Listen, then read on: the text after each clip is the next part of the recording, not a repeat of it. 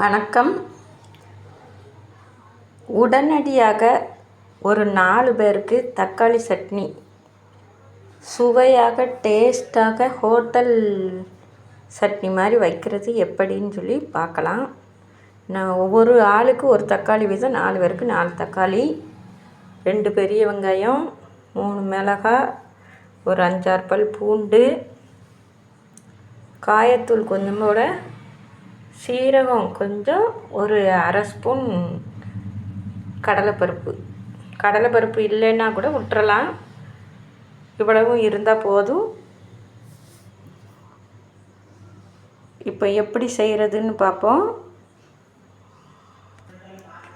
4 தக்காளி, 3 மிளகாய், எல்லாத்தையும் நல்லா காம்பு கிள்ளி மிளகாவை போட்டு நல்லா கழுவி, வெங்காயத்தை இப்படி வெட்டினா போதும். எல்லாத்தையும் நம்ம சேர்த்து அவிய தான் போட போகிறோம்.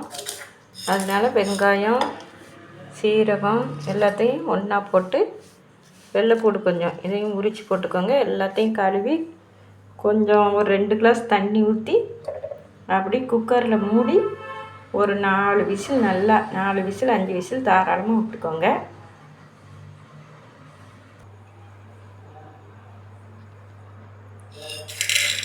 போட்டாச்சு. இப்போ நல்லா க்ளீன் பண்ணி வச்சுருக்கோம் எல்லாத்தையும். மிளகாய், தக்காளி எல்லாம் டப்புன்னு நம்ம அப்படியே முழுசாகவே போட்டுடலாம். வெங்காயமும் ரொம்ப மையாக அரைக்கணும்னு தேவையில்லை.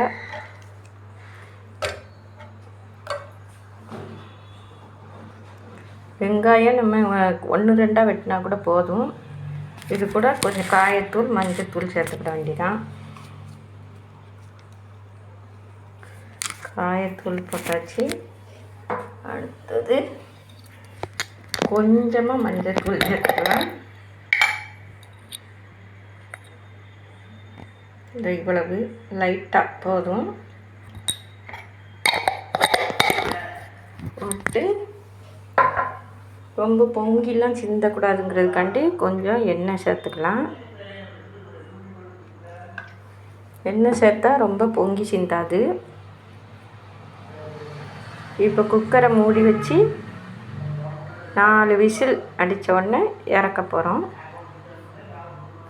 5 விசில் விட்டாச்சு. இப்போ தாளிக்கிறதுக்கு பொடியாக வெங்காயம் நறுக்கி வச்சாச்சு. பெரிய வெங்காயம் கொஞ்சம் நல்லா சின்னதாக பொடிசாக நறுக்கி வச்சுக்கோங்க. கொஞ்சம் கருவேப்பிலை, மல்லிச்செடி எடுத்து வச்சுக்கோங்க. நம்ம இறக்கியாச்சு. இப்போ இதே மாதிரி நல்லா இருக்கும். நல்லா கடைஞ்சி இதை விட்டுக்கணும். கொஞ்சம் உப்பு போட்டுக்கணும். இப்போ இதை நல்லா கடைஞ்சி விட போகிறோம். உப்பு போட்டாச்சு.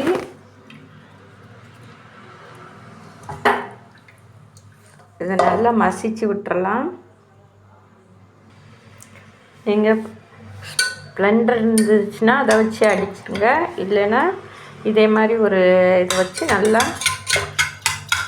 தக்காளி நல்லா வெந்திருக்கும். அதனால டக்குன்னு அப்படி மசிச்சதுக்கு வந்துடும்.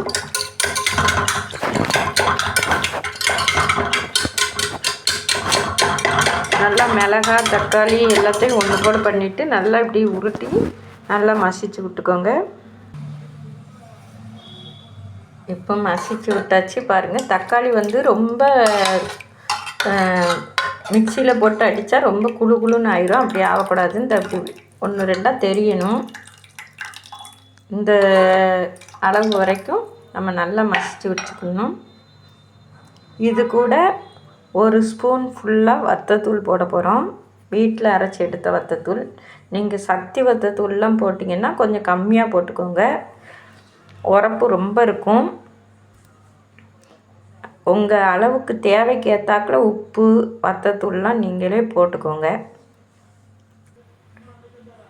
இப்போ பாருங்கள், 1 ஸ்பூன் ஃபுல்லாக வத்தத்தூள் போட்டுக்கலாம். இது மறுநாள் காலையிலக்கு இருந்தாலும் கெட்டு போகாது. 1 ஸ்பூன் வத்தத்தூள் போட்டாச்சு. இதில் உப்புலாம் சேர்த்தாச்சு. இப்போ நம்ம இதில் தாளித்து தண்ணி 2 கிளாஸ் இது கூட ஊற்றிக்கலாம். சின்ன கிளாஸுக்கு 2 கிளாஸ் தண்ணி எக்ஸ்ட்ராவாக ஊற்றிக்கலாம். இதை வந்து நம்ம இப்போ தாளிக்க போகிறோம். நான் வந்து இந்த கிளாஸுக்கு இது கொஞ்சம் பெரிய கிளாஸ் தான், இது நிறையா தண்ணி ஊற்றிக்கிட்டேன். இப்போ கொஞ்சம் நல்லா தண்ணி ஆயிரும். இப்போ நம்ம அடுப்பில் வச்சு இப்போ வத்தத்தூளும் போட்டுட்டோமா, கொஞ்சம் கொதிக்க விடணும். இதை அடுப்பில் வச்சிடலாம். லைட்டாக கொதிக்க விட்டுருவோம். இது கொஞ்சம் நல்லா கொதிக்கும் போதே நம்ம இங்கே பக்கத்தில் ஒரு சின்ன சட்டியை வச்சு தாளிச்சிடலாம்.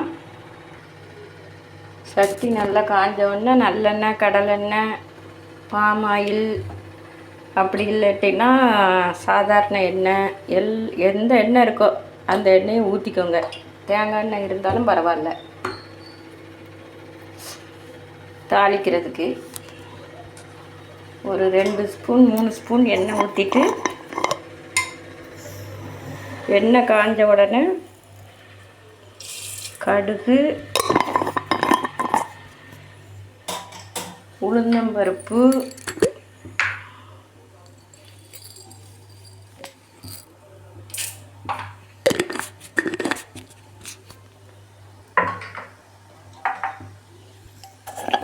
லைட்டாக கொஞ்சம் சீரகம், நம்ம அவியும் போது சீரகம் போட்டிருக்கோம், தாளிக்கும் போது சீரகம் போட்டால் இன்னும் கொஞ்சம் வாசனை நல்லா தூக்கி கொடுக்கும். லைட்டாக கொஞ்சம் வெந்தயம், எல்லாத்தையும் நல்லா பொரிய விட்டுறலாம். கொஞ்சம் கடுகு பொரிஞ்ச உடனேயே வெங்காயம் போட்டுருங்க. எப்பவுமே தாளிக்கும் போது கருவேப்பிலை கொஞ்சம் தாராளமாகவே போடுங்க. நிறையா மிதக்கிற மாதிரி தெரிஞ்சாலும் கூட அதோட வாசமும் அந்த கருவேப்பிலையும் உடம்புக்கு ரொம்ப நல்லது. இப்போ கருவேப்பிலை போட்டாச்சு. இதுவும் கொதிக்க ஆரம்பிச்சிட்டு நல்லா 2-3 கொதி வந்த பிறகு அந்த வத்தத்தூள் வாசம் போயிடும். இப்போ நம்ம தாளித்து வச்சதை இதில் ஊற்றணும். என்னடா இவ்வளவு தண்ணியாக இருக்கேன்னு சொல்லி தானே பார்ப்பீங்க. நம்ம கடைசியாக தான் நம்ம ரோட்டு கடை சட்னி எப்படி வருதுன்னு சொல்லி உங்களுக்கு சொல்ல போகிறேன். இப்போ தாளிச்சாச்சு. ரொம்ப போட்டுக்கோங்கன்னா ரொம்ப கருகிடும். இது பெரிய வெங்காயங்கிறதுனால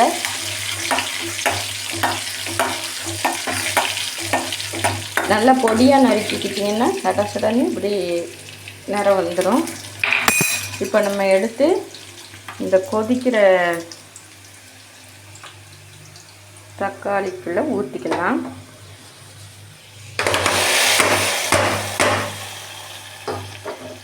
ஊற்றியாச்சு. நல்லா கொதிச்சு வந்துட்டு இப்போ உங்களுக்கு இது திக்னஸாக வர்றதுக்கு உங்கள் வீட்டில் பச்சரிசி மாவு இருந்தால் அது ஒரு 3 ஸ்பூனை சேர்த்துக்கோங்க. அப்படி இல்லைன்னா நம்ம வீட்டிலையே தோசை இட்லிக்கு தானே இந்த சட்னி வைக்கும், அந்த இட்லி மாவை ஒரு கரண்டி எடுத்து இதில் கலக்கி விட்டுருங்க. இட்லி மாவு நல்லா பொங்க ஆட்டி வச்சாச்சு. இதிலேருந்து இது வந்து கொஞ்சம் பெரிய கரண்டி, அதனால கொஞ்சம் ஒரு 1/2 ஸ்பூன் இருக்கிற அளவுக்கு எடுத்து இப்போ நம்ம வச்சுருக்க அந்த சட்னியில் கலக்க போகிறோம். பாருங்கள். இல்லைன்னா நீங்கள் பச்சரிசி மாவு ஏதாவது ஒன்று வச்சு கலக்கிக்கோங்க. தீயை சிம்மில் வச்சுருங்க. நல்லா கலக்கி விட்டுறணும்.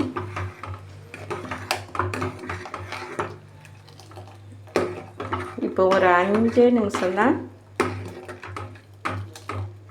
2 நிமிஷத்தில் சட்னி ரெடி ஆகிடுச்சு. அவ்வளோதான். இந்த மாவு ஊற்றின உடனே ரொம்ப கொதிக்க வேண்டாம். லைட்டாக 2 கொதி வந்த உடனே ஆஃப் பண்ணிட வேண்டியதான்.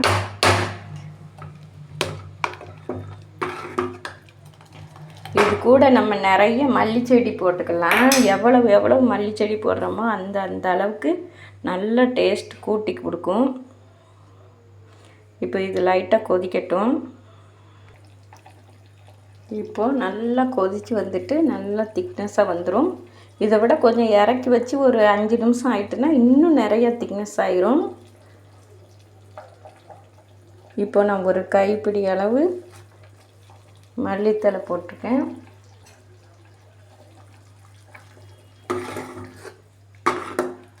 இப்போ பாருங்கள், இது இறக்கிட்டிங்கன்னா அப்படியே கட்டியாயிரும். சாம்பார் சட்னி எல்லாத்த விட டாப்பாக இந்த சட்னி அடிச்சுக்கிடவே முடியாது. செம்மையாக இருக்கும். இட்லிக்கோ தோசைக்கோ ரொம்ப நல்லாயிருக்கும். சாப்பிட்டு பாருங்கள். மிச்சம் இருந்தால் மறுநாளும் அப்படியே வெளியே வச்சுருந்தா கூட கெட்டு போகாது. ரொம்ப நல்லாயிருக்கும். நீங்களும் உங்கள் வீட்டில் செஞ்சு பாருங்கள். செஞ்சு பார்த்து நல்லா இருந்தால் லைக் பண்ணுங்கள், ஷேர் பண்ணுங்கள், சப்ஸ்கிரைப் பண்ணுங்கள். தேங்க்யூ.